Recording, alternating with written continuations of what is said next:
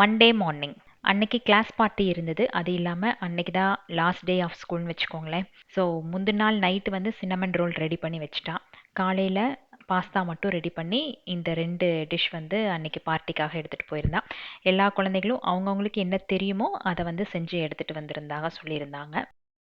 நேற்று நிறைய பேர் கமெண்ட்ஸில் ஹர்ஷ்மிதா என்ன கிரேட், அப்புறம் என்ன சிலபஸ் வந்து எடுத்து படிக்கிறான் அப்படின்னு சொல்லி கேட்டிருந்தீங்க. அவள் CBSE 10th great. So Feb 15th வந்து அவங்களோட போர்டு எக்ஸாம் ஸ்டார்ட் ஆகுது. ஹரிஷ்மிதாவோட கிராஜுவேஷன் டேக்காக அம்மா ஊர்லேருந்து வந்திருந்தாங்க. ஸோ காலையில் பிரேக்ஃபாஸ்ட் வந்து ஹஸ்பண்டுக்கு கஞ்சி, மட்டர் ரைஸ் கஞ்சி வேணும்னு சொல்லி கேட்டிருந்தாரு. அதுவும் தேங்காய் சட்னியும். எங்களுக்கு வந்து இடியாப்பம், தேங்காய் பால், அப்புறம் தேங்காய் சட்னி இருந்ததுனால வேற எந்த காரமான சைட் டிஷ்ஷும் ரெடி பண்ணிக்கல. ஸ்கூல் காலேஜ் எல்லாம் முடிச்சதுக்கப்புறம் ஃபஸ்ட்டு கொஞ்ச நாள் இல்லை கொஞ்சம் வருஷம் கெட் டுகெதர் அப்படிங்கிற பேரில் எல்லாருமே மீட் பண்ணுவோம். இன்னும் அந்த மாதிரி பிளான் பண்ணி மீட் பண்ணிட்டு இருக்கீங்களா அப்படின்ட்டு கமெண்ட்ஸில் கண்டிப்பாக ஷேர் பண்ணுங்கள்.